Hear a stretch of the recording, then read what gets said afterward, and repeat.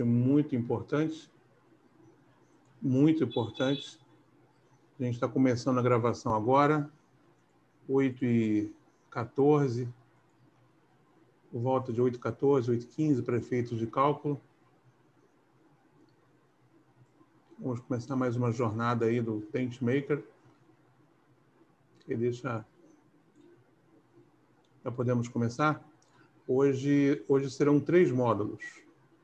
Os módulos 6, 7 e 8. Não é isso? Pode passar. Módulos 6, 7 e 8 de nossa jornada. É a aula 4. E a gente vai dar uma boa adiantada. Deu para enxugar, eu enxuguei o máximo que eu pude, para que nas próximas 2 aulas a gente possa estar focando, né, a proposta são 10 aulas, né? E a gente possa estar focando nas mentorias. Hoje eu vou falar um pouquinho a respeito de mentoria no módulo 8, e a gente vai poder entrar especificamente, né, naquilo que a gente se propõe a fazer, que são projetos sociais. Eu quero dedicar o maior tempo possível a fazer essas mentorias coletivas, para pelo menos 2 aulas inteiras de mentorias coletivas, e a gente poder depois, né, na medida que vocês marcarem, a gente poder dar as mentorias individuais, ok? Então, hoje a gente vai começar com o módulo 6, e o módulo 6 vai tratar a respeito de critérios de conduta. Critérios de conduta tão necessários, tão importantes para nós desenvolvermos qualquer tipo de projeto. E eu não falo aqui somente de projeto social, eu falo aqui de qualquer tipo de trabalho, qualquer tipo de local que a gente venha desenvolver, qualquer tipo de atividade, nós temos que ter certas condutas, né? Não é diferente num projeto social, num projeto missionário, num projeto onde a gente se relaciona com pessoas, com muitas, com poucas, seja qual for. Então, existem alguns critérios que são essenciais em se tratando de projeto missionário, em projeto social. É muito importante a gente observar alguns aspectos. O primeiro aspecto que eu gostaria de compartilhar com vocês, e vocês podem também participar à vontade, tá bom? Pode interromper a hora que vocês quiserem e poder participar. O primeiro critério que eu gostaria de compartilhar com vocês é no que se refere à cultura. Independente do lugar que nós vamos atuar, que nós vamos desenvolver uma determinada atividade, esse local tem uma cultura que é bem peculiar, que é bem própria. Então, se você vai desenvolver um trabalho num hospital, existe a cultura hospitalar. Se você vai desenvolver um trabalho numa escola, existe a cultura escolar. Se você vai trabalhar numa comunidade carente, existe a cultura daquela comunidade. Essa cultura ela é alicerçada por regras, por normas, até por leis. Por exemplo, numa escola existe o PPP. O PPP significa Plano Político Pedagógico. Cada escola tem as suas, são as normas, são os regimentos internos. E se você desenvolve uma atividade nessa escola, você precisa conhecer o PPP dessa escola. Qual é o regimento interno? O que eu posso e não posso fazer? Além do PPP, existe também as leis, as diretrizes e bases da educação, existe a Constituição, existe um leque de normativas que precisam ser observadas, porque a junção dessas normas constituem a cultura que você está inserido, que você vai atuar. Se você vai trabalhar, por exemplo, numa comunidade carente, o Vinícius não está hoje aí, mas certamente o Vinícius verá essa aula depois. Ele poderia testificar. Ele trabalha, por exemplo, na comunidade da Maré.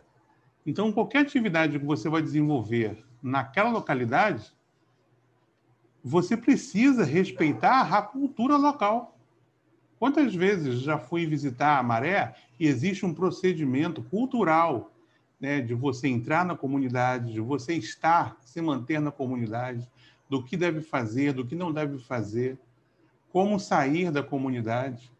Procedimentos que precisam ser respeitados. Então, eu estou falando de coisas básicas, né? Coisas básicas, de projetos básicos, mas se você for para outros locais, você precisa respeitar a cultura que é exercida naquele local. Na medida que você não respeita, na medida que você não obedece, você tende a ter uma resistência natural.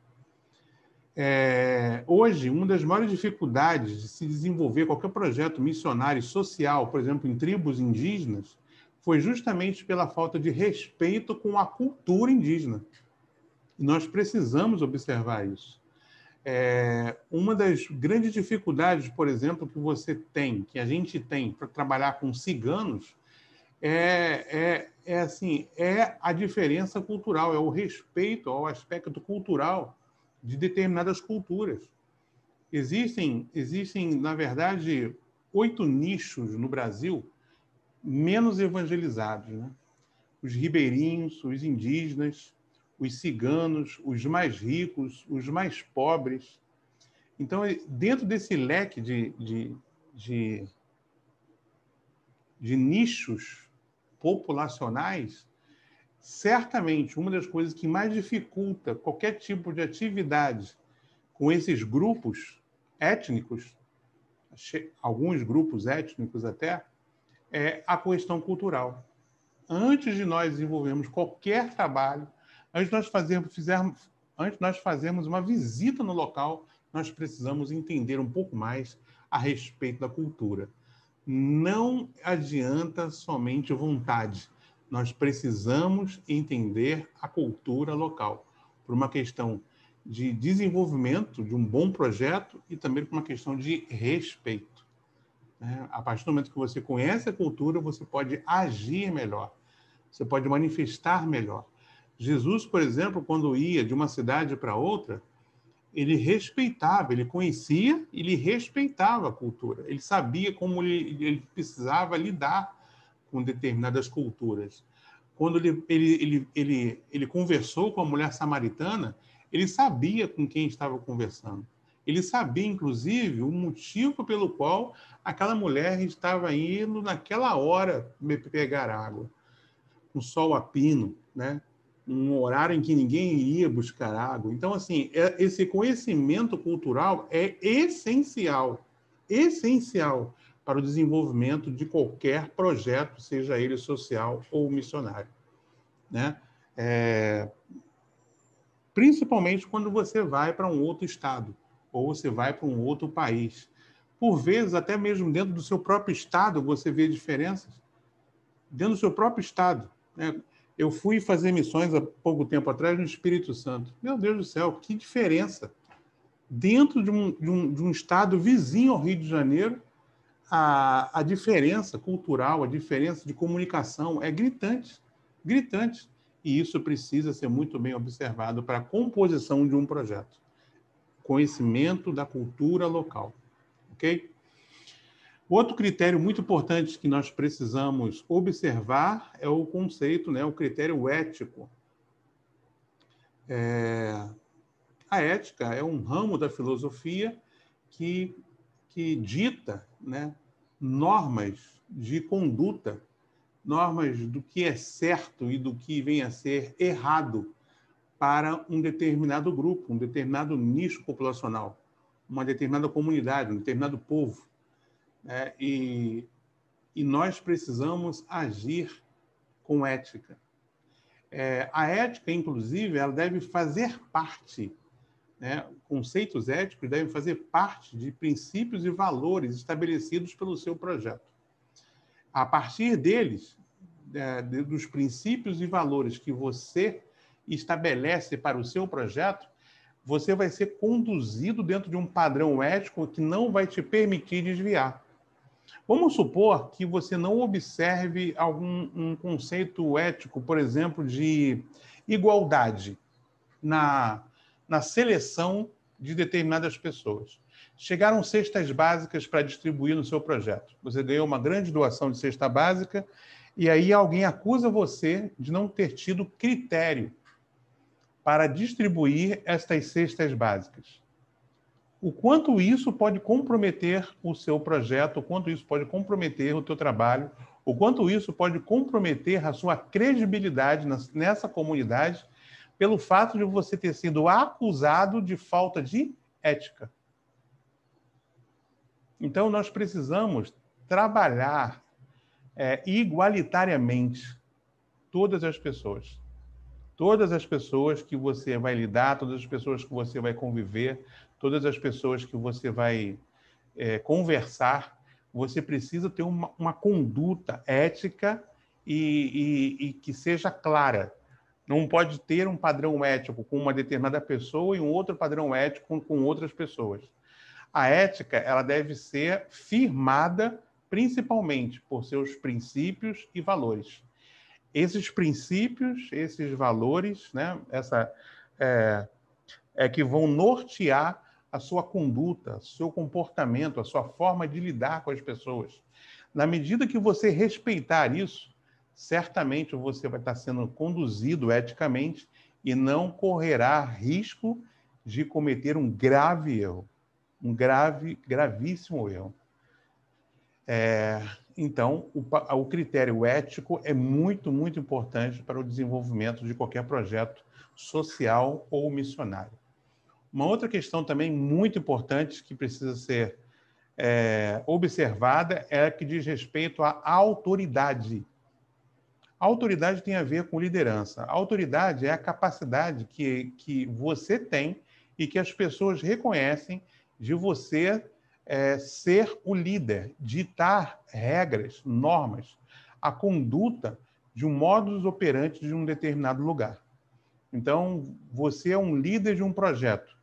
À medida que as pessoas te reconhecem como líder, você tem ali a autoridade, né, na sua vida e o reconhecimento das pessoas de sua autoridade de que você lidera esse determinado projeto. Qualquer projeto, seja ele missionário, seja ele social, seja ele educacional, seja ele qual for, você precisa ter uma figura de autoridade. Precisa haver uma figura de autoridade. Aquilo ali precisa ter um dono. E é esse dono que estabelece a ordem, estabelece a liderança que precisa ser desenvolvida.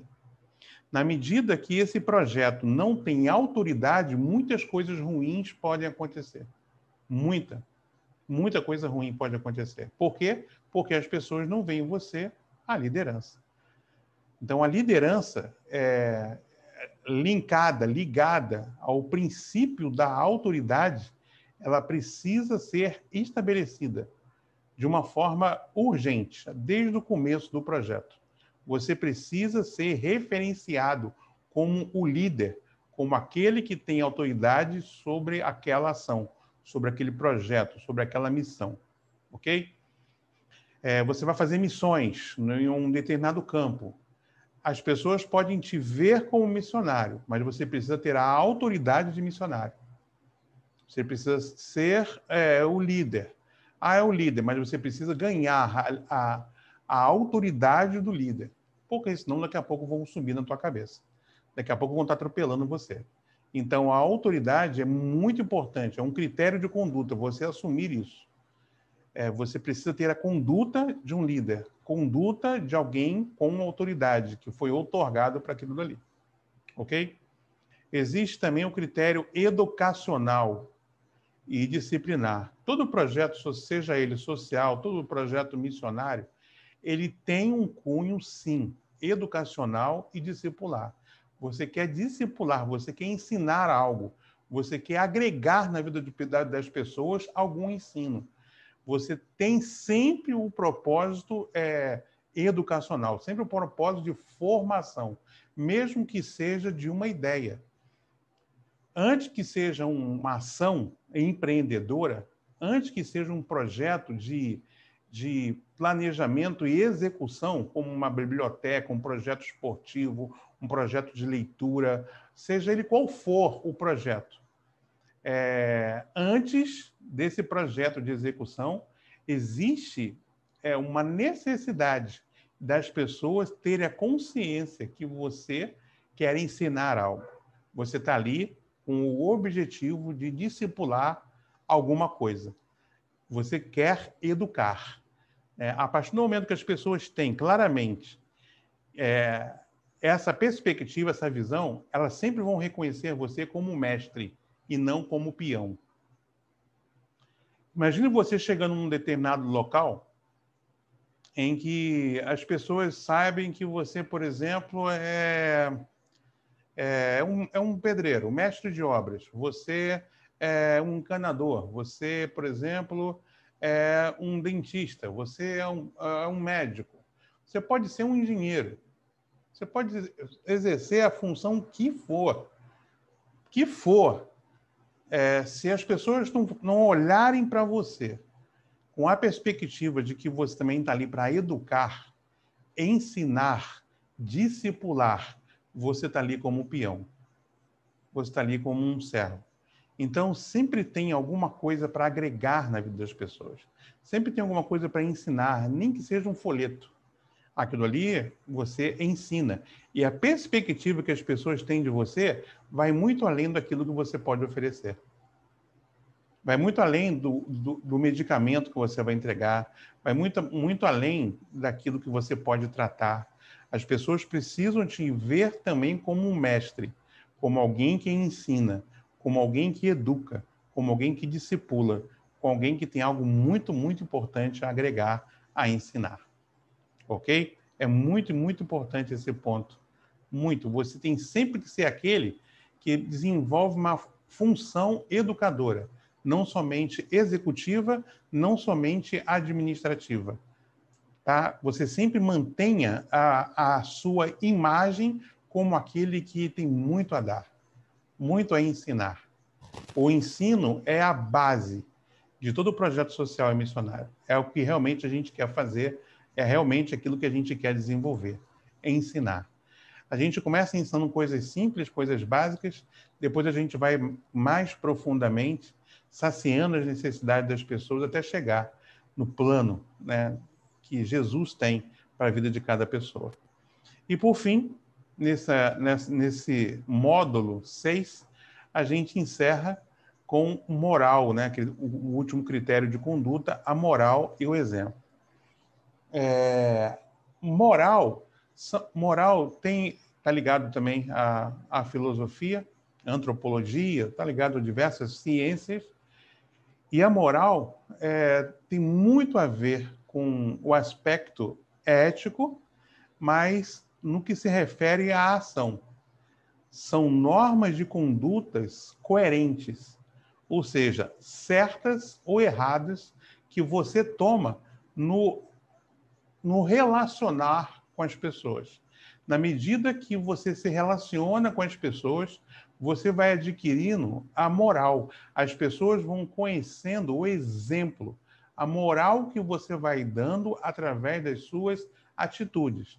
Se você estiver tendo atitudes erradas, se você estiver cometendo maus exemplos, logo, a moral que as pessoas vão ter a seu respeito não vai ser muito boa. Você não vai passar credibilidade, você não vai passar confiança. Por quê? Porque foi testificado através do seu exemplo. A partir do momento que você tem uma boa conduta, você tem um comportamento exemplar, você ganha moral. Você ganha moral.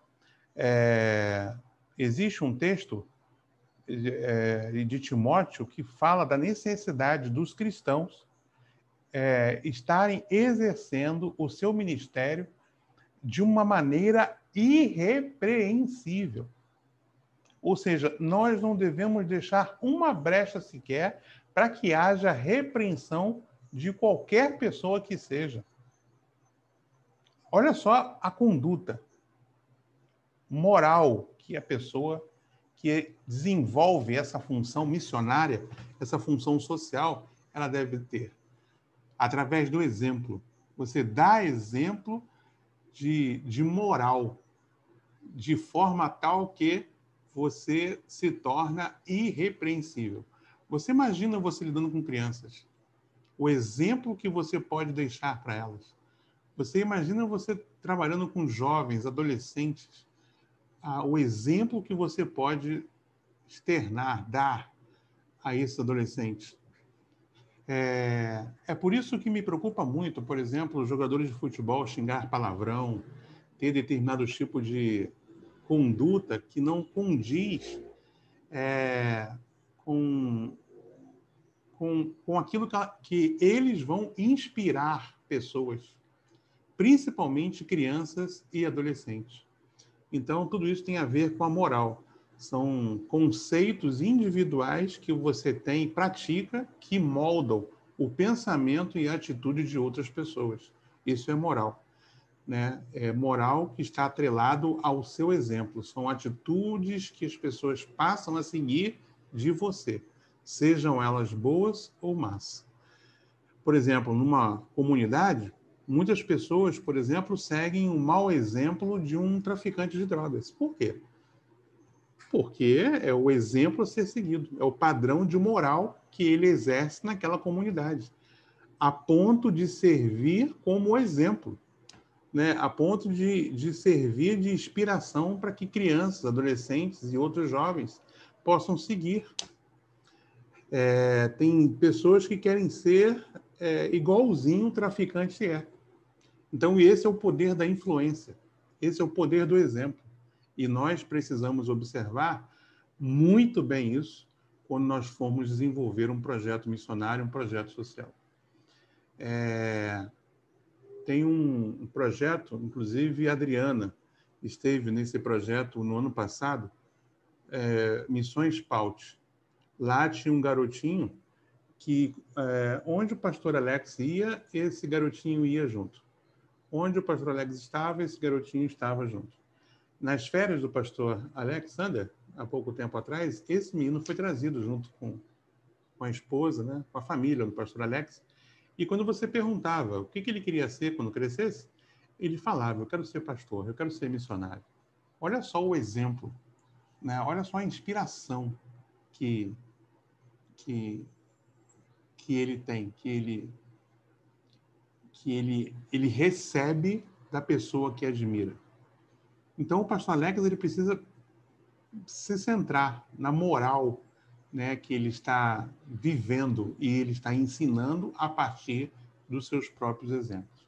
Ok? Eu encerro aqui o módulo 6, falando sobre os critérios de conduta, e antes de eu passar para o próximo slide, eu gostaria de deixar aberto aí algum tipo de pergunta, algum tipo de colocação que vocês possam querer fazer. Pastor, é aquilo que eu falei do senhor no privado, não sei se eu conseguiu entender mais ou menos a minha ideia. Eu acho que ainda falta muito para mim, tá? Falando de mim, argumentos mesmo baseados num conhecimento maior, né? É o que o senhor falou da liderança, de ver na gente uma segurança 100%, e isso exige muito preparo, né? Exige muito estudo, porque a gente, não sei se todo mundo aqui é radical, não? Todo mundo é. Posso falar? Pode. Então, tipo, a gente encontra muitos guias, né, pelo meio da vida. É o que a gente mais encontra. E eles têm muito argumento. Todo mundo que não quer ser evangelizado tem muito argumento. E aí os argumentos deles são difíceis de ser defendidos, né? Aí isso é muito estudo e muito embasamento na palavra.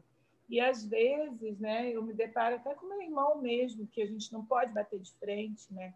Mas a gente tem que ter os argumentos certos, né? Os argumentos que vão realmente convencer aquelas pessoas, né? Outro dia eu encontrei numa loja de papel de parede acho que foi até na época da sua obra aí, eu estava indo lá pegar os papéis de parede daí, e tinha uma mulher com uma espada enorme, escrito, sou filha de Yansan, não sei o quê.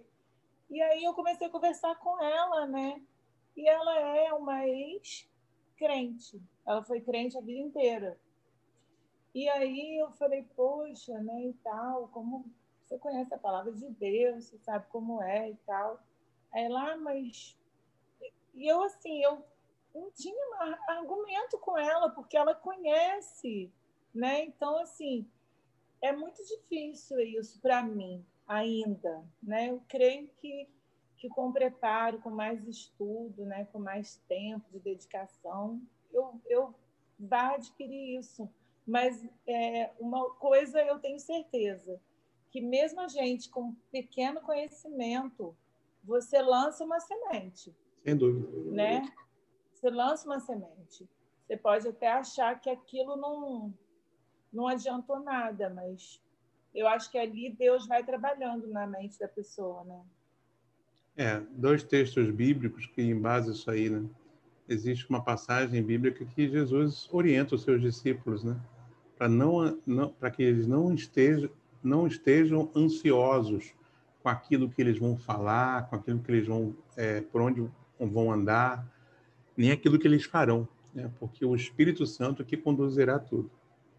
E o outro texto que a gente pode se basear é de que é o Espírito Santo que convence.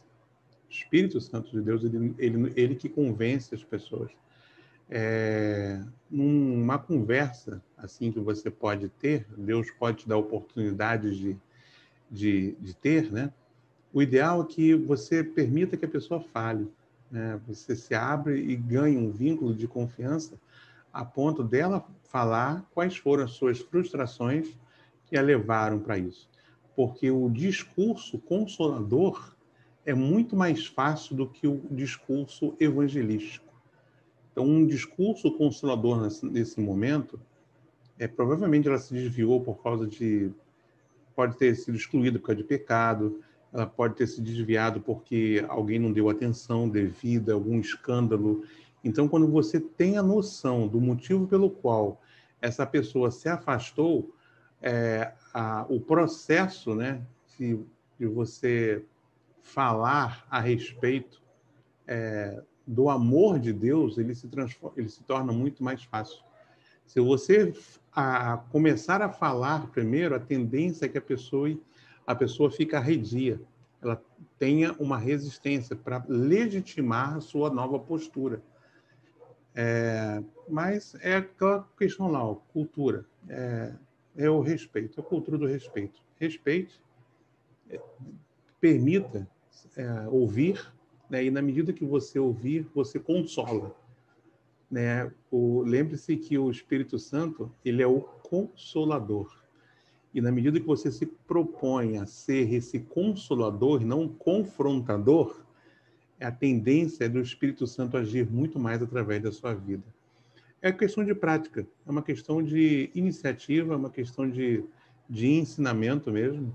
E eu vou ter muito prazer, né, de estar junto, te orientando nisso daí. Mesmo porque dentro do projeto que você já mandou para mim, já encaminhou para mim, está lá, né, que o seu objetivo de vida é pregar, pregar, falar de Jesus, né? Então é bom você ter um conhecimento básico e saber estratégias de caminho a tomar quando oportunidade dessas chegar, tá bom? Mais alguém quer fazer alguma colocação?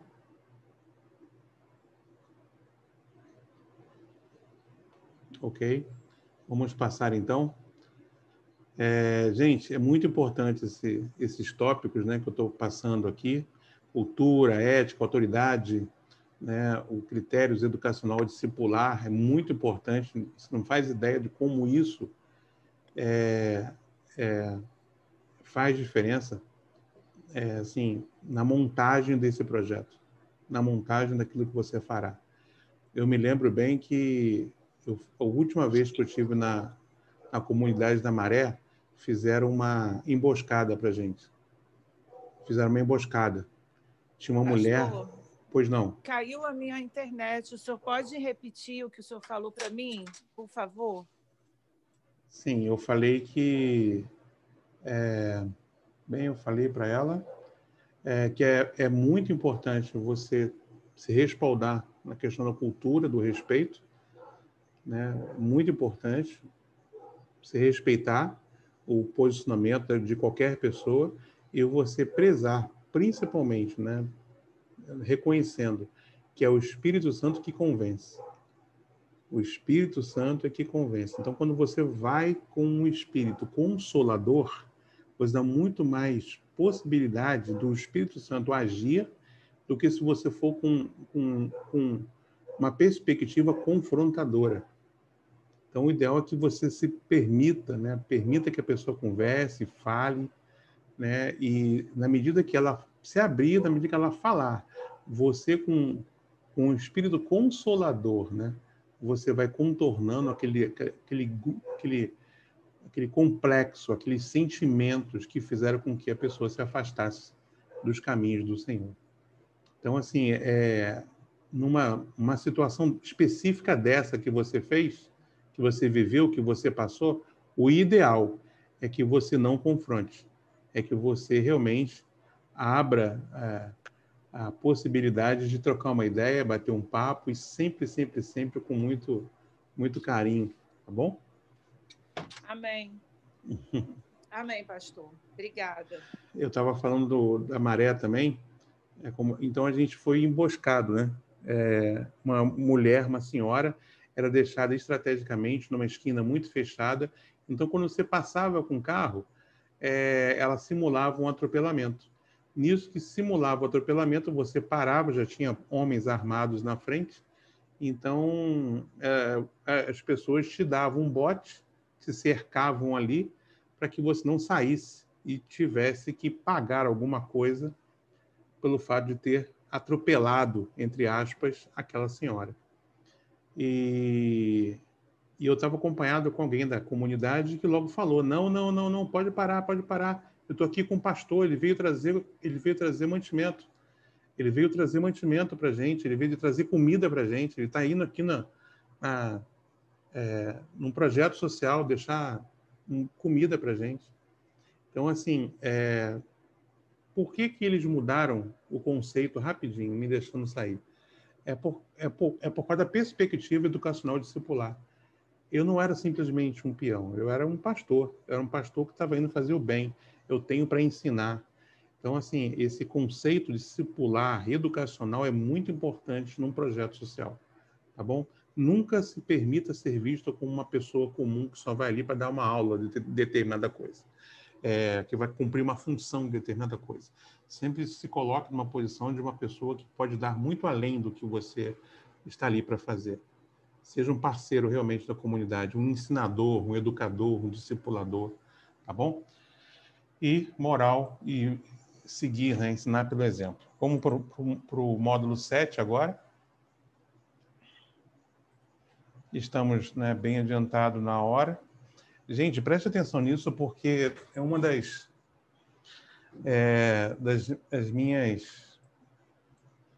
meus temas prediletos, né? Que fala sobre assistências, diversos tipos de assistências. Né? Conceito de assistência. Você sabe a diferença de assistencialismo e assistência social? De uma forma bem objetiva, vou dizer para você. Quando você entrega a cesta básica, na igreja, né? A igreja bate no peito e fala: poxa, glória a Deus, nós assistimos 15 famílias com cestas básicas. Que bom, glória a Deus, são 15 famílias que são ajudadas, né? E correm menos risco de passar fome. Nós distribuímos 200 cestas básicas, nós distribuímos 500 cestas básicas, glória a Deus, é muita comida. Na verdade, são toneladas de comida matando a fome de gente. Mas isso nada mais é do que assistencialismo. O que é o assistencialismo? O assistencialismo é toda ação que supre uma necessidade momentânea. Supre uma necessidade assim que é imediata. Você supriu aquela necessidade, mas momentaneamente. Daqui a pouquinho, passado alguns dias, passado algumas semanas, aquela necessidade vai voltar para você. Vai voltar a existir. Então, existem muitas pessoas que desenvolvem projetos sociais, porém, todo o trabalho que dá muita demanda, né, ele é restrito a práticas assistencialistas. Ou seja, você mata a fome, você calça, tudo temporariamente. Você mata a sede temporariamente. Isso é assistencialismo. Um bom projeto social, um bom projeto missionário de cunho social é aquele que não faz somente o assistencialismo. O assistencialismo, ele tem a sua importância. Por exemplo, no momento de catástrofe, no momento de dor, no momento de tragédia, o assistencialismo é muito importante, porque as pessoas sentem fome ainda hoje. Então, é importante você assistir. É muito importante você aplicar o assistencialismo. No entanto, bons projetos sociais são aqueles que prestam assistência social. E o que é projetos de assistência social?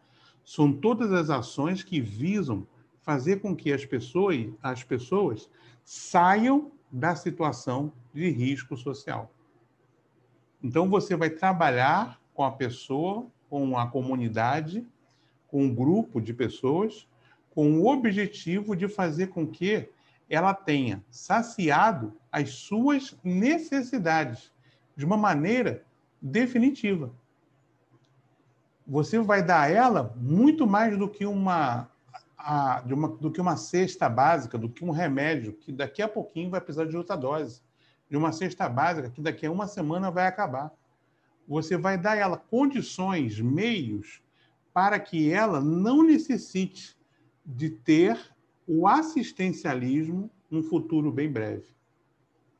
Ou seja, você precisa desenvolver um projeto que dê ferramentas a essas pessoas, a esse grupo, para que ela seja assistida temporariamente, mas que ela possa subsistir, né, através dos seus próprios recursos num futuro bem breve. Conseguiram entender a diferença entre uma coisa e outra? Conseguiram? Assistencialismo e assistência social.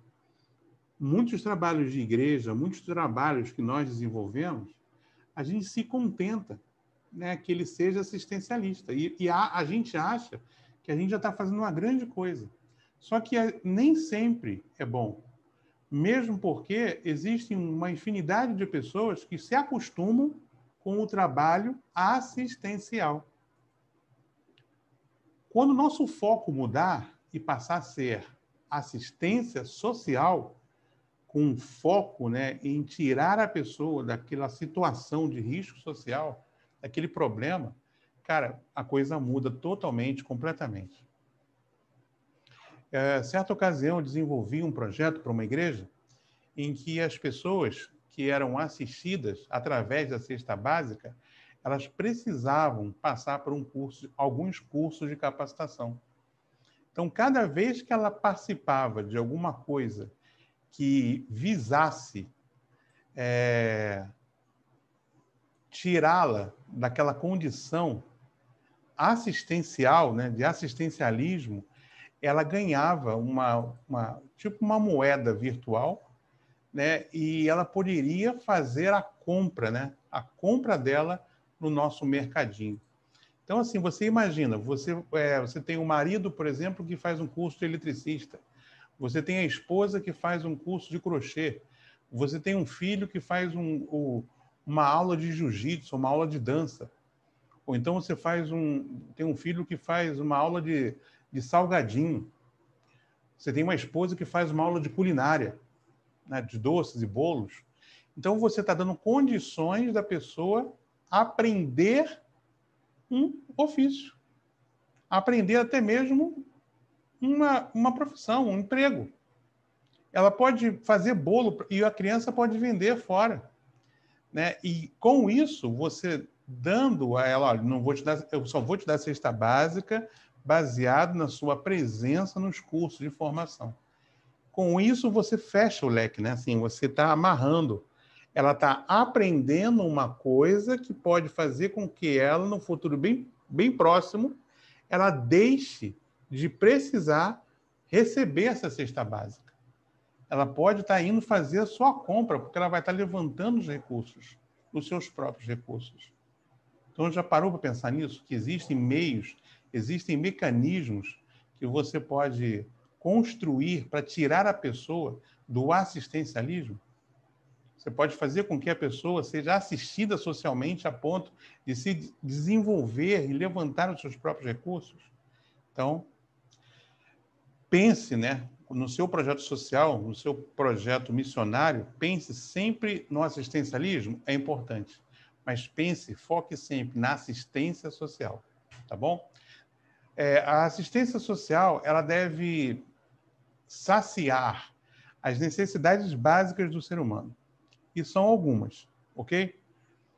Existem as necessidades fisiológicas, ou seja, está atrelado à minha saúde, ao meu viver. Então, a gente coloca aí saúde física, saúde mental, a alimentação, está relacionado a saneamento, está relacionado ao repouso, descanso físico, a prática de exercícios, etc. Ou seja, tudo que se refere às suas necessidades fisiológicas. Então, você, por exemplo, desenvolve um projeto com a terceira idade. Fazer 1, 2, 3 vezes por semana exercícios com a terceira idade. Você compra um equipamentozinho assim, umas barras, uns bambolês, e você, através de um professor de educação física, você desenvolve uma atividade física com aqueles idosos. Você vai estar saciando uma necessidade básica do ser humano. Você não vai estar praticando assistencialismo. Na verdade, você vai estar praticando assistência social. Você está tirando a pessoa de uma condição de prostração, de inatividade, e está tornando a pessoa ativa, dando saúde, mexendo as suas necessidades fisiológicas. Olha só quantas coisas nós podemos fazer. Trabalhar com saúde, alimentação, ajudar numa palestra, por exemplo, sobre saneamento, uma palestra, um vídeo, uma aula sobre repouso, sobre o sono, a importância do sono. Tudo isso você vai estar contribuindo e saciando as necessidades fisiológicas do ser humano. Hoje é fácil você ver crianças mesmo, menos de 10 anos de idade, e dormir de madrugada e acordar cedo para ir para a escola. Quando é mais do que sabido, né, de que é muito importante, tanto para uma criança como adolescente, dormir no mínimo 8 horas por dia. Dormir, a criança tem que dormir. A adolescente, então, precisa dormir. Né? Mas não, hoje em dia isso passa batido, passa despercebido, não tem muita relevância, né? Essa qualidade de vida na vida das pessoas, prezar por isso. Outra necessidade básica do ser humano é o aspecto social, é ele se sentir aceito, ele se sentir parte integrante de um grupo, ele ser incluído, ele ter segurança, ele exercer o seu direito de ir e vir, né? O fato dele ir para o seu projeto social e voltar para casa no dia seguinte, poder ir novamente ao seu projeto social, é um direito cidadão, né? É uma necessidade básica do ser humano, o direito de ir e vir dentro do aspecto social. Então, quando você desenvolve um projeto, você está trabalhando esse aspecto. É muito importante assim, o respeito e a atenção quanto a isso, né? O aspecto social do projeto social. Uma outra questão também muito importante é a autorrealização, né? Você dá o direito à pessoa, qualquer que seja, ela se desenvolver, ela desenvolver a capacidade de se realizar, ela ter a sua autonomia, ela ter o seu direito de escolha de se desenvolver em uma determinada área e se desenvolver como pessoa mesmo. Ela ter o direito e a autonomia, por exemplo, de desenvolver algum curso, aprender a dirigir, fazer algum curso, aprender alguma coisa nova. Ela pode aprender, por exemplo, jardinagem, né? E com isso ela vai se realizar, ela vai ter uma realização pessoal. Ela pode se desenvolver, por exemplo, na cozinha, ela pode aprender a cozinhar e não ficar mais na dependência de pessoas. E quando você desenvolve um projeto que apure, que valoriza esse aspecto da autorrealização na vida da pessoa, você vai estar fazendo um bem danado para a pessoa e para a sociedade de uma forma geral. A autorrealização é uma necessidade básica do ser humano. O ser humano ele tem a necessidade de se educar, de aprender e de colocar em prática aquilo que aprende. Com isso, ele se desenvolve pessoalmente e desenvolve a sociedade de uma forma geral. Então, a autorrealização é algo prioritário em qualquer projeto social. Lembra quando eu falei no slide anterior, no módulo 6, da necessidade do ensino, do discipulado dentro de um projeto? A sua figura como discipulador, como educador, pois é, tem a ver com essa perspectiva, esse conceito assistencial de você ajudar as pessoas na sua autorrealização. Seja atividade que você desenvolver. Se você for um professor de artes marciais, você pode ajudar uma pessoa a auto se realizar. Quando você ensina uma pessoa, por exemplo, dá, não sei, golpe nenhum, né? Mas dá um up, um upper, né? Que se refere à autoproteção, você vai estar ajudando, cooperando na sua autorrealização. Então, é muito, muito importante você ter esse conceito claro. Eu sou um educador que ajuda na autorrealização das pessoas. Seja desde a parte de limpeza pessoal. Você vai ensinar a pessoa a lavar a mão. Vai até a parte de autoproteção, uma arte marcial. Você pode, você precisa, você deve ajudar pessoas a autorrealizarem-se. Tá bom? Isso faz parte do processo de educação das pessoas. Uma outra necessidade básica que você não pode deixar de observar para qualquer projeto missionário e social é essa parte cultural. Cultura, né? O aspecto, o conceito assistencial de cultura. É uma necessidade básica. Se você pegar os mais antigos ancestrais, né? Homens, você vai ver as figuras rupestres, que tem uma grande simbologia cultural. Era um homem deixando marcado, deixando escrito hábitos do seu cotidiano, da sua vida. Né? Isso faz parte de quê? Da cultura. É uma arte que ele está desenvolvendo e deixando para as futuras gerações. A arte, a cultura é inata no ser humano. Se você pegar os aborígenes na Austrália, é uma população, é um étnico, né, é um grupo étnico australiano, muito isolado, mas se você for perceber, eles têm a sua própria cultura. Eles têm os seus esportes, eles têm o seu lazer, e tudo isso precisa ser respeitado, tudo isso precisa ser considerado. Existe na Nova Guiné vários povos também isolados. E quando você chega lá nesses povos isolados, você vai ver uma raiz cultural. Né? Eles também têm artes, eles também praticam esportes, eles também têm os seus hábitos de lazer. Então, o aspecto cultural é inato ao ser humano e precisa ser valorizado quando você desenvolve um projeto cultural. O pastor Paulo, ele desenvolve o hábito da leitura nos hospitais, no projeto de capelania dele. É um dos projetos mais fortes que ele tem dentro do trabalho hospitalar. Quando você desenvolve, por exemplo, um trabalho de capelania escolar, uma das coisas que mais dão certo é dança e música. O grupo pode estar fechado, calado, arredio, mas você colocou duas pessoas para dançar, principalmente se for hip hop, alguma coisa assim mais dançante, você vai chamar atenção. Por quê? Porque você se vincula à cultura. A cultura é um grande alinhador entre as pessoas. E você precisa considerar esse aspecto, esse conceito assistencial.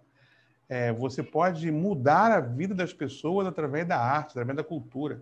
Nós temos aqui o Joel Guerra, que já deu vários exemplos a respeito disso, né, do projeto que ele desenvolve, tambores, alguma coisa com tambores. Ah, tambores? Tambores que louvam. Tambores que louvam. Pois é, então assim, olha só como a cultura tem a capacidade de mudar a vida de pessoas. Tem muitas histórias de pessoas que tiveram suas vidas mudadas por causa da arte, por causa da pintura, por causa de uma dança, por causa da música. A minha filha, ela quando tinha 9 anos de idade, ela viu um assassinato. Durante 2 anos, 2 a 3 anos, ela mal saía de casa, com medo. E o que fez com que ela pudesse se libertar foi a arte. Ela começou a gostar muito de música e começou a gostar muito de dança. Então, ela não aceitava ir, por medo, a uma academia. E eu trouxe um professor aqui para ensinar ela a dançar. Depois, ela aceitou lutar. Depois, ela aceitou cantar. E aí, ela se desabrochou. Então, olha a importância, olha a influência da cultura, da arte, do esporte, do lazer na formação do indivíduo. E, principalmente, né, dentro do conceito assistencial.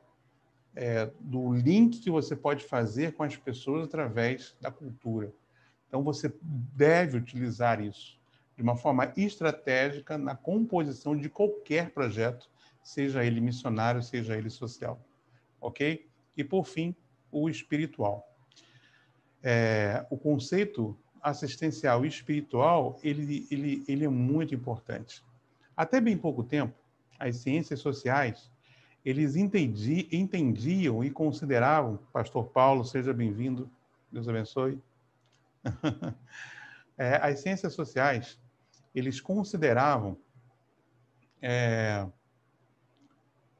o ser humano apenas os aspectos biopsicossocial. Ou seja, eles viam o ser humano de uma forma, e consideravam o ser humano de uma forma holística, considerando os aspectos biológico, considerando o aspecto psicológico e considerando o aspecto sociológico. Essas eram as esferas que se trabalhavam no ser humano. Desconsiderava-se o aspecto espiritual. Desconsiderava-se. Hoje não. Hoje existe um respeito, existe uma consideração muito maior de se entender, de se ver o ser humano de uma forma holística, ou seja, de uma forma integral, trabalhando seu aspecto bio, psico, social e também espiritual. Quando você desconsidera a esfera espiritual, você não considera o ser humano de uma forma holística, ou seja, não vê o ser humano dentro da sua totalidade. Então, quando você desenvolver qualquer projeto social, não tenha medo. Para você trabalhar o ser humano de uma forma integral, você precisa trabalhar o seu aspecto espiritual. Lógico, tem que ser de uma forma estratégica, respeitando a sua cultura, os seus valores, que nem sempre são os seus, mas de uma forma estratégica, você vai imprimindo isso, porque faz parte, é algo inerente a todo ser, o seu aspecto espiritual. Então, se você respeita a pessoa, ela também vai respeitar você, e assim você vai poder praticar, né, aplicar os aspectos espirituais no seu projeto social ou missionário. Então, são necessidades básicas do ser humano. O ser humano, até o ateu, ele considera... O fato dele ser ateu já é uma consideração de Deus em sua vida. Quando ele diz, eu não acredito em Deus, ele está se referindo a uma entidade que ele não acredita.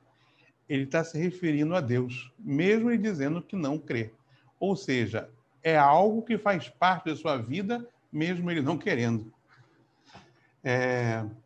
Então, vale a pena você se guiar, né, nesses aspectos, nesses conceitos de assistência, sabendo a diferenciação entre assistencialismo e assistência social e entendendo que a assistência social ele aborda todos esses nichos das necessidades básicas do ser humano, fisiológica, social, de autorrealização, cultural e espiritual. São necessidades básicas do ser humano que, se faltar, é bem provável que você tenha um projeto capenga. É bem provável que você não tenha um projeto completo, porque ele não contempla diversas áreas que são necessárias para o ser humano. Ok? Fechamos aí o módulo 7. E antes de passar para o módulo 8, que é o último de hoje, eu gostaria de abrir a perguntas para você. Existe alguma dúvida? Alguém que quer fazer alguma colocação?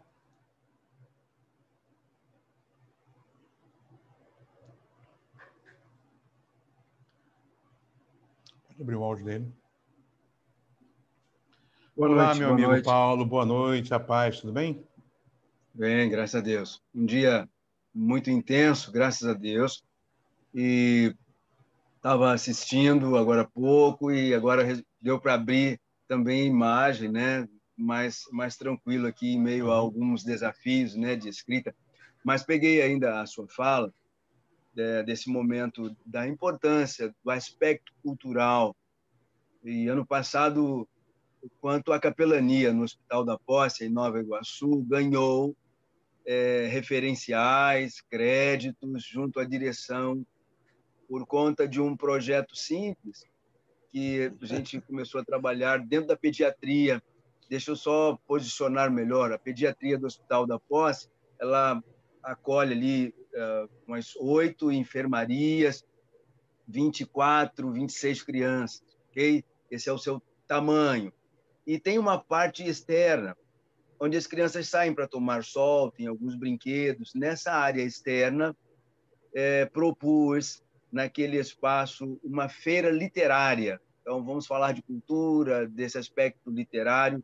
O projeto Boa Leitura, ele abraçou esse desafio, né, de estabelecer ali 3 dias de contação de história, roda de leitura, rodas de conversa, trazer 3 autores que têm um livro publicado para que eles pudessem oferecer às crianças internadas, fazer uma tarde de autógrafo. E aí fizemos uma provocação, porque eu posso trazer o autor, eu posso trazer o autor que tem o seu livro publicado, que vai ser a tarde de autógrafo a cada dia, mas a provocação era fazer com que a criança tomasse parte. Então, um mês antes, isso já com muita correria, mas um mês antes, propomos que as crianças participassem dessas rodas de leitura, desse bate-papo com os nossos capelães, para que eles pudessem criar histórias, para que no dia, um mês depois, eles pudessem estar ali com seu livro, algo assim, ó, papelão, com as histórias que eles produziram. Nós fizemos a encadernação simples, mas colocamos o nome, colocamos os dados do autor, né, o nome da criança, a escola que ele estuda, valorizamos ao máximo, né, esse sujeito, né, de construção. É interessante isso, Paulo. Interessante. É demais porque a pessoa vai para se internar e sai de lá um autor. Sim, ó, e teve criança que ela teve assim, eu vou ter alta amanhã. Eu falei, tá, mas vamos lá, que bom que você vai ter a alta. Vamos combinar uma coisa? Seu livro está aqui comigo, em fase de elaboração final, e vai estar pronto daqui a um mês. Você aceita o desafio? Eu virava assim, pai, mãe, vocês aceitam o desafio de vir no dia da feira? Porque no dia da feira seu filho vai ser um autor, e ele vai estar autografando. Vamos fazer 10 exemplares desse, vai me dar trabalho, mas eu vou produzir 10. Aí escaneei as imagens que ele desenhou, mantive ali o desenho dele, a autoria dele, a história dele, É uma a experiência que ele escrita nunca dele. mais vai esquecer disso, nunca mais. Saiu no jornal, o Jornal Extra veio fazer a cobertura. Aí no dia estava ali a criança dando ali o seu autógrafo, né, com a sua importância, do lado de um autor, né, de uma figura, né, ícone e tal, mas ele era autor também, garantido. Aí mandamos um Uber, pagamos, né, para que essa criança pudesse ser buscada em casa, ela foi buscada, depois ela foi levada em casa, demos a ela total importância. Então, a criança adoecida, através da cultura, né, se repaginando a sua vida. Então, o voltar à escola, chegar na escola e aproveitar. Tia, eu estava internado e olha o meu livro. É lindo isso. Então Og, é isso, eu acho que é tremendo.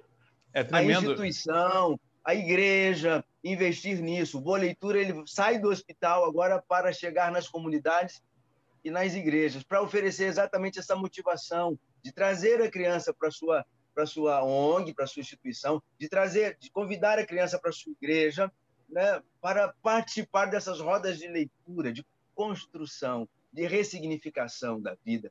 É isso. Desculpa tomar esse tempo, viu? Não, Mas isso é inspirador. Isso é inspirador para todo mundo que está aqui ouvindo. Na verdade, isso demonstra claramente aquilo que eu estou ensinando de uma forma prática dentro de um projeto. Quando eu falo que essa parte teórica é importante, é baseado nessa parte teórica que você constitui o projeto.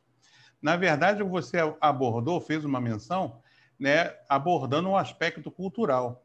Mas não somente o aspecto cultural. Aí entra o aspecto espiritual, porque quem promoveu essa necessidade, esse saciar dessa necessidade básica, foi o projeto de capelania hospitalar. Então, você trabalha esse aspecto espiritual e você trabalha um outro conceito também, de necessidade básica do ser humano, que é a autorrealização. Na verdade, quem fez não foi outra pessoa. Quem fez foi o próprio paciente. Então, é a necessidade de autorrealização no processo educacional, no desenvolvimento pessoal, na prática da sua autonomia de fazer aquilo que ele deseja, aquilo que ele pode fazer.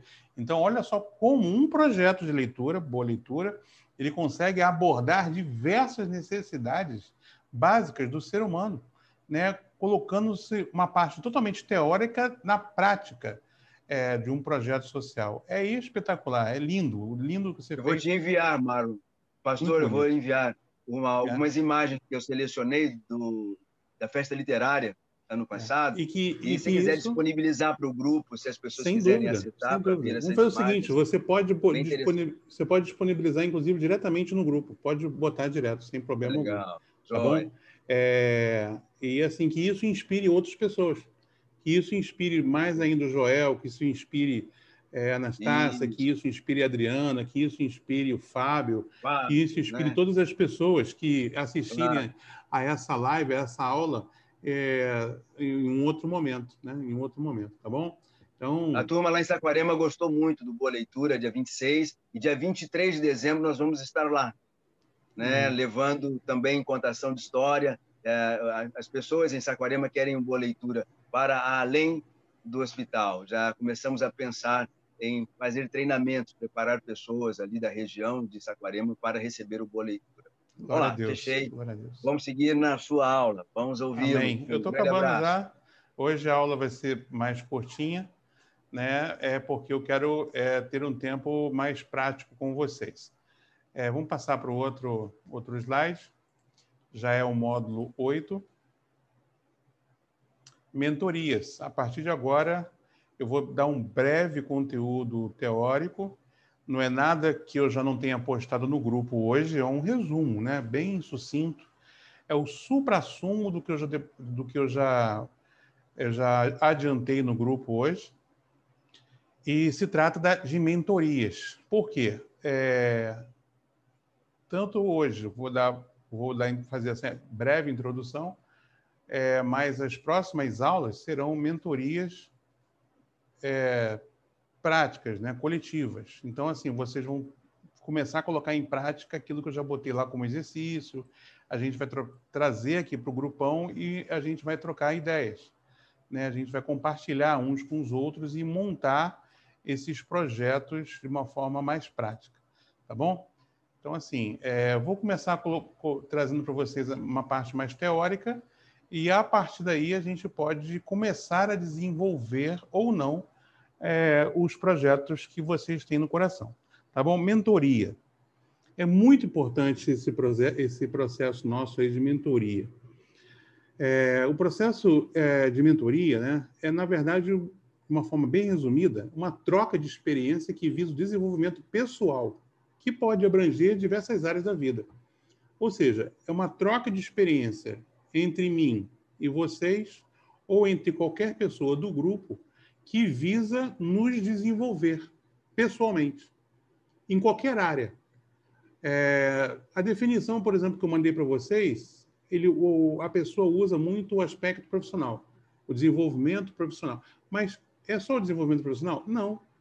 Ele pode desenvolver, na verdade, a mentoria pode desenvolver todas as áreas da vida de alguém. Pode desenvolver a área profissional, pode desenvolver a área espiritual, pode desenvolver a área relacional, ou seja, é um tipo de assistência que é dado, uma troca, através de trocas de experiência.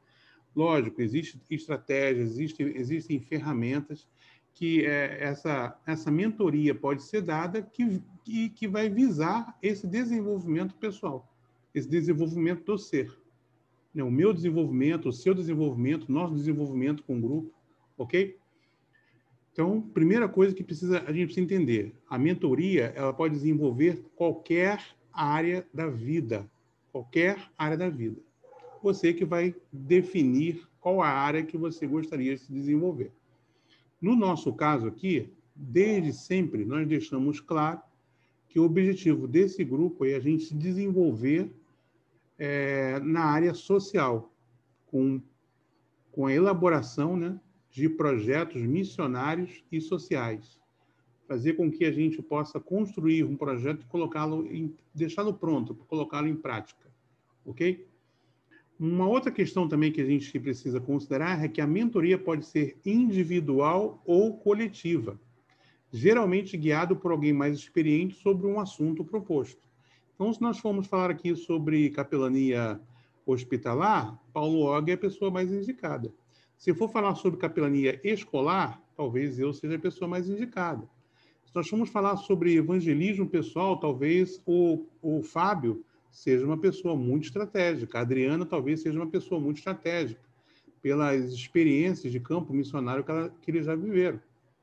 Então, assim, na medida que a gente tem as nossas experiências, de uma forma didática, de uma forma metodológica, nós podemos usar algumas ferramentas para compartilhar esse conteúdo, essa experiência, e assim a gente crescer, ok? E assim a gente crescer. Pode ser coletivo, existe como, né? Principalmente se o grupo for pequeno, existe como a gente fazer essa mentoria coletiva e desenvolver o projeto de cada um coletivamente. Através da troca da experiência, a gente pode montar esse projeto. Ou pode ser individual, né? Então, eu deixo vocês à vontade. As próximas 2 aulas eu proponho que seja coletivo,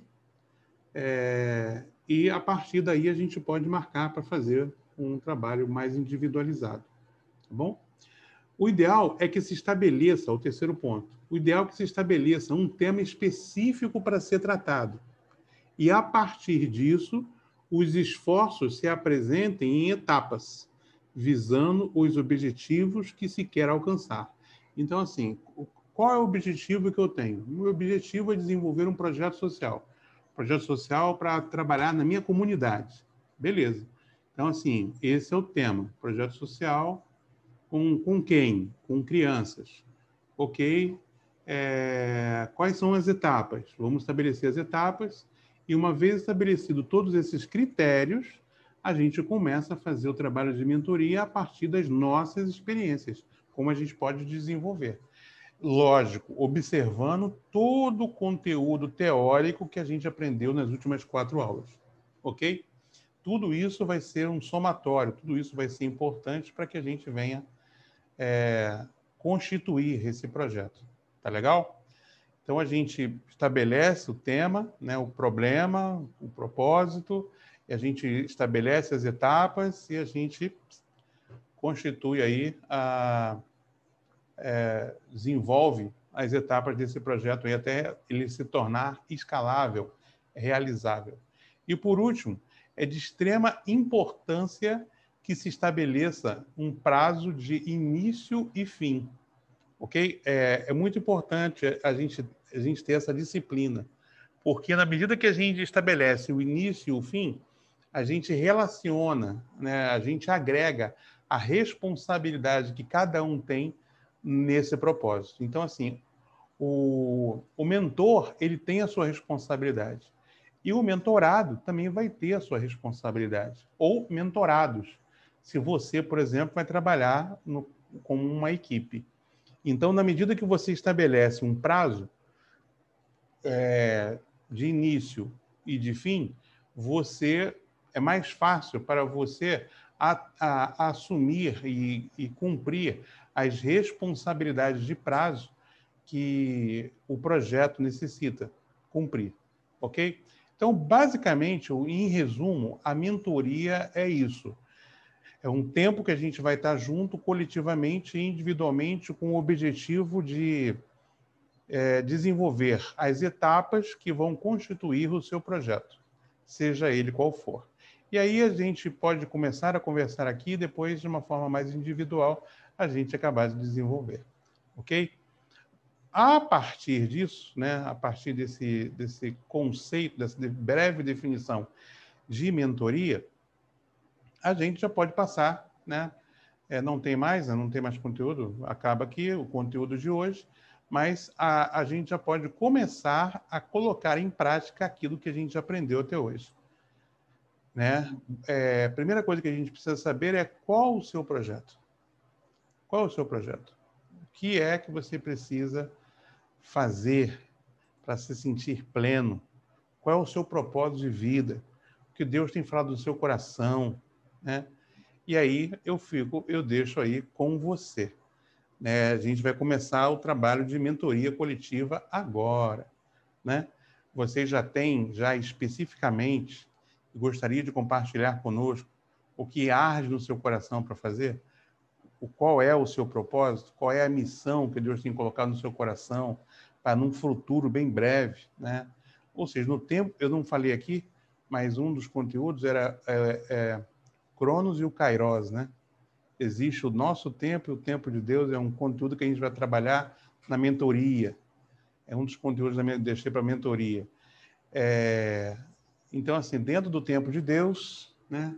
O que Deus tem falado no seu coração? Como é que a gente vai caminhar? Qual é a direção que a gente vai tomar? Né? Qual é o seu projeto que Deus tem falado no seu coração para você se tornar um tent maker? E aí a palavra agora está franqueada a cada um de vocês.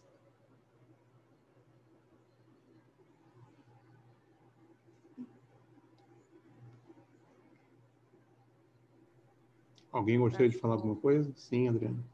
Então, meu foco é fazer, tipo, pelo menos, minha meta, né? É fazer pelo menos uma vez por ano uma viagem como eu fiz, que eu me senti assim, tipo, eu não queria nem voltar mais, né? Eu achava que ali era meu lugar e que nunca mais eu queria voltar para minha vida real. Então, assim, claro que isso com várias viagens, eu acho que a experiência, né, sendo adquirida.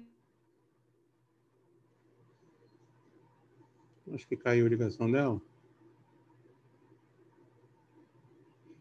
A viagem que ela fez, deixa enquanto volta aí, ela volta. A viagem que ela fez foi para os ribeirinhos, né? Ela não foi assim especificamente uma tent maker raiz. Ela foi para a região, porém ela trabalhou em diversas outras atividades. Nós tratamos sobre isso no Esquenta, lembra?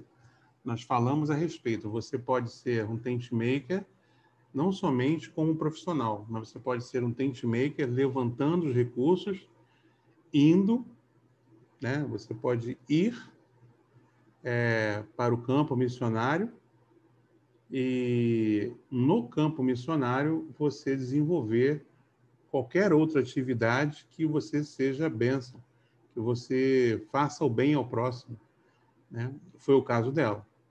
Foi o caso dela. Ela não especificamente trabalhou como arquiteta.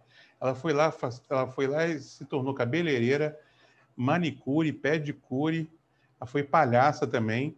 E com isso, ela se sentiu tão plena, mas tão plena, mas tão plena, que quer desenvolver isso como um projeto de vida, né? Como um projeto missionário, como um projeto social. Então, ela vai dedicar os recursos relacionados ao seu trabalho e vai juntando, e uma vez por mês escolhe alguma região para desenvolver esse projeto. É lindo, é lindo. Aí você aplica diversos conceitos que a gente aprendeu desde a primeira aula do Esquenta. Ela vai ser o quê? Ela vai ser uma captadora? Ela vai ser uma levantadora de recursos? Ela vai sozinha ou ela vai captar recursos para levar mais pessoas com ela? Ela vai levantar recursos próprios para comprar aquilo que as pessoas precisam ou ela vai captar recursos para comprar mais coisas? Então, assim, é um leque de conteúdo que a gente começa a aplicar e que a gente estudou. Então, você tem uma ideia. Agora você vai começar a aplicar aquilo que a gente aprendeu, né? Dentro desse conceito que a gente aprendeu hoje, né? Sobre as necessidades básicas. Então, entra o aspecto social, entra o aspecto cultural. Tudo isso pode se desenvolver tarefas, atividades. Existe, dentro do aspecto cultural, por exemplo, tem momento de lazer. O que de lazer vai ser feito? O que do aspecto fisiológico vai ser feito? Então, você vai levar junto com você um dentista, vai levar alguma coisa em termos de medicamentos, vai levar outro tipo de assistência fisiológica. Então, todos esses aspectos é para ser aprendidos e aplicados no momento que você começa a desenvolver o seu projeto missionário. Começa a escrever, né? Então, assim, qual é a visão? A visão é servir dela, poderia ser servir integralmente 10 dias por ano diretamente no campo missionário. Essa seria a visão. Qual é a missão?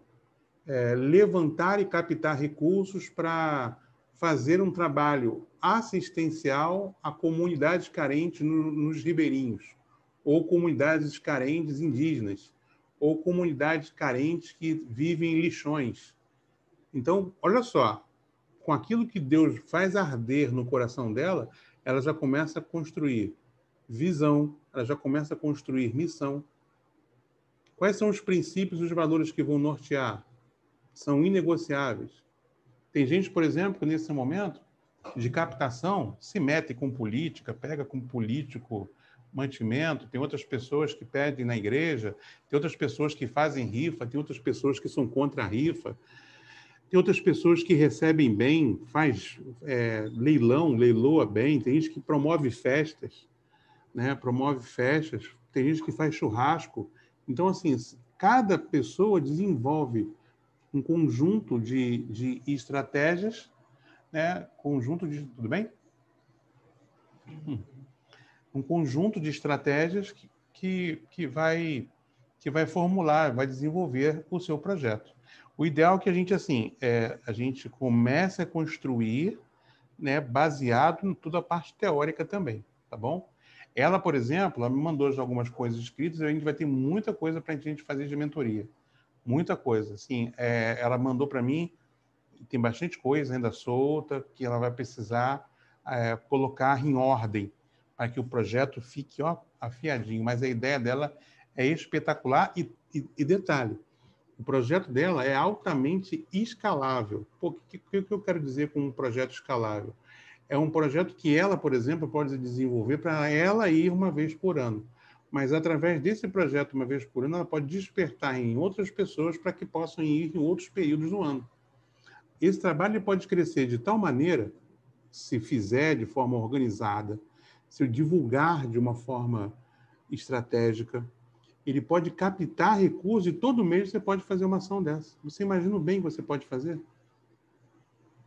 Você imagina o bem que isso aí pode se transformar, o grande projeto que esse trabalho pode se desenvolver. Então, vale a pena a gente ouvir mais e construir junto com a Adriana esse projeto dela, que é maravilhoso. Maravilhoso. Vamos lá. Alguém mais? A Adri está voltando aí. Falei mal de você demais aqui, ainda bem que você não estava ouvindo. Pastor, caiu minha bateria. Olha só, peraí, que agora eu tenho que falar uma coisa. O técnico veio aqui para trabalhar no meu computador todos os dias de curso. É mesmo? Ele assistiu quase todos os módulos. E assim, eu já estou capturando ele para participar do meu projeto. Amém. Entendeu? Amém. Já contei o projeto todo para ele. Agora deixa Deus trabalhar. Estou seguindo a sua, tá? Se quiser, eu dou uma dura nele. Você quer que eu dê uma dura nele? Olha. Eu falei para ele fazer o próximo módulo, que é muito bom. Amém. Amém. Glória a Deus. Na verdade, agora vai ser mentoria, vai ser bem prático. Eu tenho certeza que Deus já colocou algo no coraçãozinho dele para ele fazer. Quem é que não gosta de fazer o bem a alguém, né? A gente se sente muito, muito, muito mais feliz. Eu tenho certeza que ele tem um coração enorme, grandão, bonzão, e tenho certeza absoluta que Deus pode usá-lo muito, muito, muito para fazer esse grande bem. Tá bom? A esposa dele é cabeleireira, pode ajudar a capacitar pessoas para sair do assistencialismo e poderem ter recursos próprios para sobreviver. Amém. Muito bom isso, muito bom. Conversa mais com ele a respeito do assunto, envolva ele no seu projeto e traz ele para o próximo módulo, tá bom? Amém. Legal. Alguém mais que gostaria de compartilhar do seu projeto? Pode abrir do Paulo? Isso. Pode abrir o som aí, Paulo.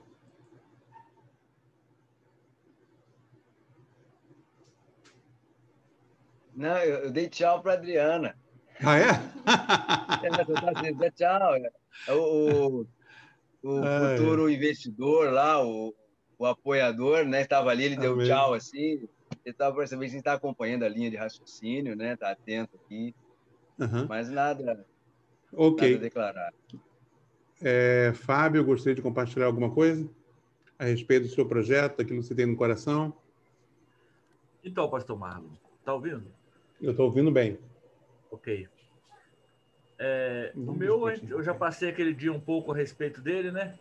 Sim. E o meu desejo, ele sempre foi muito esse, poder estar servindo na obra em tempo integral, mas sem ser pesado a outra igreja, podendo ajudar os trabalhos que o Paulo faz aí, que pelo que eu vi é bem legal, os outros trabalhos que são desenvolvidos pelos outros irmãos aí do grupo, poder estar participando, poder estar ajudando naquilo que for necessário e sem ser pesado a ninguém, podendo por mim mesmo manter da forma Tentmaker, né? A sua visão é Tentmaker purinha e no caso específico, né? No caso específico, você também é um Kingdom Business, né? Porque você pode montar uma empresa específica, né? Para levantamento de recursos com isso. Bom, muito bom o seu projeto, né? Quem não estava, quem não viu, ele é um construtor e o objetivo dele é construir casas para poder manter projetos missionários, projetos sociais e manter missionários no campo, né? Uma estratégia maravilhosa, eu tenho certeza que Deus vai dar o crescimento nisso daí. Eu vou colocar no grupo, ainda hoje, tá bom? 2 projetos que eu desenvolvi. E a partir desses projetos escritos, na verdade, a proposta é que vocês façam exatamente a mesma coisa. A gente comece a construir juntos esse projeto, tá bom? E vocês vão ter lá 2 exemplos. Um exemplo é do Mission Trader, né, o projeto que sustenta tudo isso hoje, né? Qual é a visão, qual é a missão, quais são os princípios, quais são os valores, o que a gente pensa. E eu vou também, aí vocês podem tê-lo como exemplo. E outro projeto que eu vou colocar lá, expor, apresentar para vocês, e entra tudo, até mesmo a estratégia de captação de recursos, a justificativa, o porquê. Lembra quando a gente estava dando as aulas teóricas? A gente falou a respeito da motivação, dos recursos, como é que se constrói. Então, até as estratégias de captação de recursos vão entrar lá, tá bom? E isso pode te inspirar para você desenvolver o seu projeto. Na verdade, são modelos, são exemplos que você vai poder usar para poder te facilitar na mentoria, no trabalho de mentoria, tá bom? Então, a gente termina aqui, a gente está terminando num horário bem gostoso, né? 1h40, mais ou menos, de live hoje. E vocês podem dedicar esse tempo, né, que sobra, que resta, para vocês começarem a fazer a leitura dos projetos que eu vou colocar no grupo, tá bom? A partir de amanhã, eu vou estar tomando a liberdade de estar focado naquelas pessoas que acompanharam o grupo até aqui.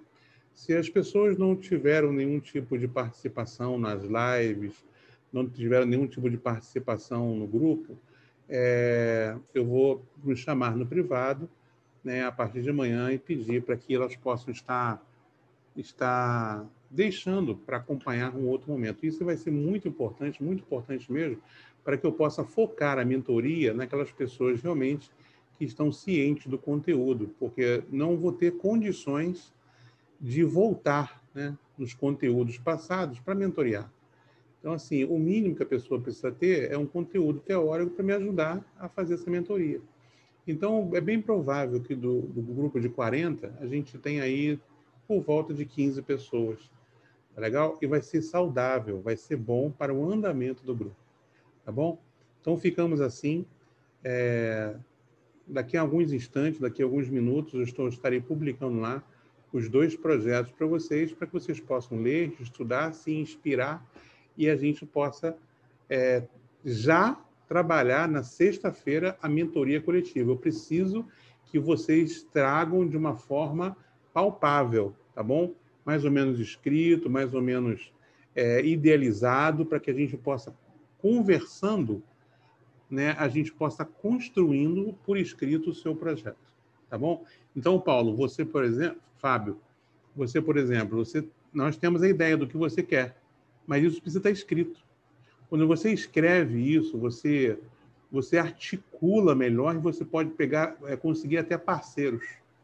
Você pode organizar coisas de uma forma que você pode trazer para você pessoas que vão te ajudar a captar recursos e desenvolver o seu projeto de uma forma mais rápida. A Adriana, da mesma forma.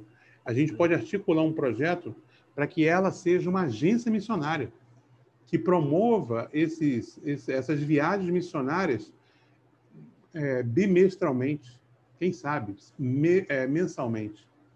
Então, cada um aqui ele pode desenvolver mais do que uma simples ideia. Na verdade, o nosso objetivo é desenvolver grandes projetos. Então, se inspire no projeto que já está feito, construído, leia com atenção, construa o projeto e vamos conversar aqui, dialogar aqui, sexta-feira, a partir das 8 horas, das 20 horas, tá bom?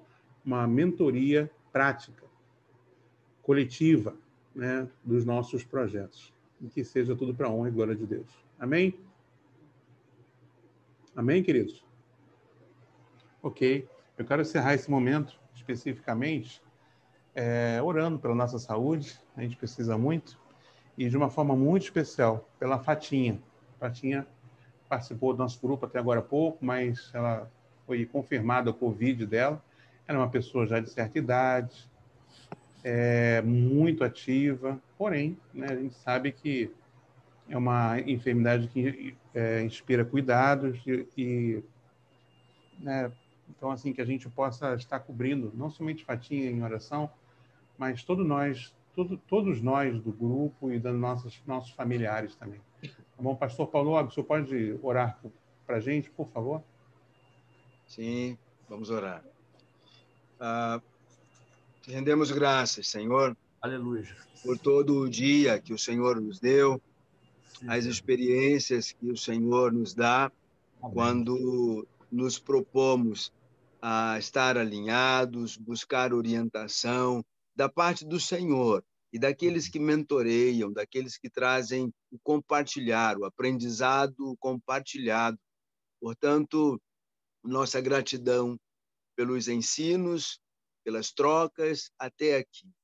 Nesse tempo em que paramos agora a aula para o descanso, também lembramos dos enfermos, da Fatinha, o nome aqui apresentado, mas também nossos familiares, quantas pessoas amigas da igreja, do nosso círculo de amizade, que, de alguma forma, vivem um drama porquanto o vírus, o Covid se instalou e trouxe essa intranquilidade. Senhor, em nome de Jesus, traz paz aos nossos corações, a vacina, Senhor, o remédio que precisamos, aquilo que pode ajustar esse momento, trazendo cura, aquilo que pode melhorar o quadro, o ambiente político no Brasil e no mundo, porquanto os interesses são outros tantos e a população sofre com o descaso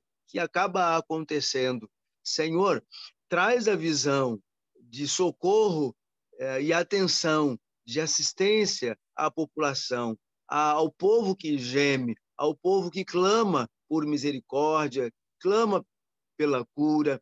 Senhor, abençoa nossas vidas e ajusta o pensamento dos governantes para que possam temer ao Senhor, para que possam responder de forma pontual e abençoadora às pessoas que tanto carecem. Nós carecemos desse apoio, nós carecemos desse socorro. Ajuda-nos, dá-nos uma noite de paz e descanso, dá-nos uma noite de renovo, prepara-nos para um novo dia. Minha viagem amanhã, Saquarema, que o Senhor me leve em paz, assim como o Senhor tem feito a cada viagem, e os resultados sejam abençoadores ali naquela cidade.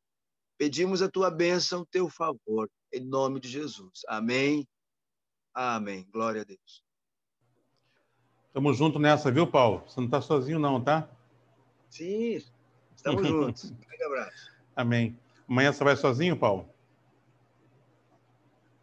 Penso que sim. A pessoa ainda não confirmou. Está um pouquinho adoentada, está com receios, e eu estou dispensando, estou pedindo para que ela fique em casa. Então, eu devo ir sozinho mesmo. Você volta amanhã mesmo ou vai ficar na região? Então, eu tenho algumas agendas de reuniões, exatamente à noite, à tarde, noite, né? Mas a pessoa também não confirmou se vai estar lá no horário. Conforme for, ainda mais que eu vou estar sozinho, eu devo voltar amanhã, mas aí eu termino o hospital e venho embora logo. Mas se a demanda do hospital ela se prolongar, e aí eu também não gosto de viajar à noite, ainda mais sozinho, então não vou ter um motorista para revezar. Então eu vou dormir lá, eu estou bem acomodado. Então na sexta de manhã eu retorno. Mas eu tenho amanhã ainda para definir isso. Eu não tenho hoje, eu não tenho uma resposta exata. A não ser que agora você proponha alguma coisa, mas aí a gente conversa daqui a pouco no privado. Tá bom. Tá joia. Eu vou me organizar aqui, vou botar esse vídeo para baixar, tá bom? Foi muito bom estar junto. Deus abençoe vocês. Já coloquei aquele documento que eu falei, já coloquei no grupo, tá bom? Sobre a feira literária. Já está disponível. Amém. Amo vocês. Muito bom estar junto. Deus abençoe. Fique na paz. Tchau, gente. Amém.